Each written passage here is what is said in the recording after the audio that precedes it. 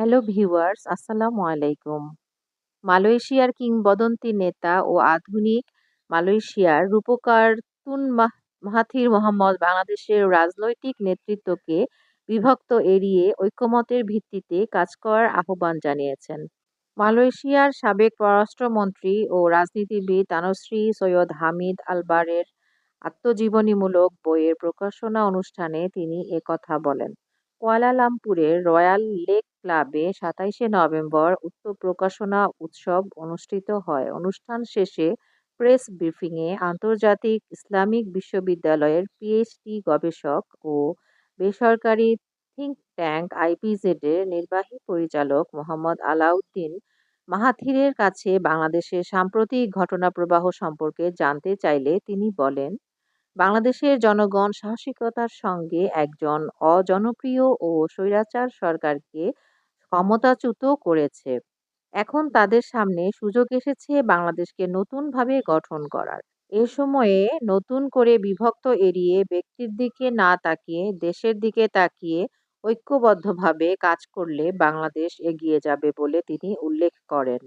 একই সময়ে তানশ্রী হামিদ আলবার বলেন, বাংলাদেশ দক্ষিণ এশিয়ার একটি গুরুত্বপূর্ণ দেশ। বাংলাদেশের পরিশ্রমী জনগণের প্রচেষ্টায় দেশটি সব দিক থেকেই এগিয়ে যাচ্ছে। একই সঙ্গে বহির্বিশ্বে বাংলাদেশের ইমেজ পরিবর্তন করার জন্য কঠোর পরিশ্রম করার আহ্বান জানান। পূর্ব এশিয়ার আঞ্চলিক জোট আসিয়ানে বাংলাদেশের জয়েন করার বিষয়েও তিনি পূর্ণ সমর্থন ব্যক্ত করেন।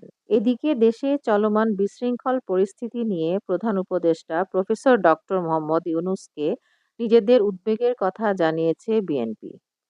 এমন পরিস্থিতিতে জাতীয় ঐক্যের আহ্বান জানিয়েছে দলটি।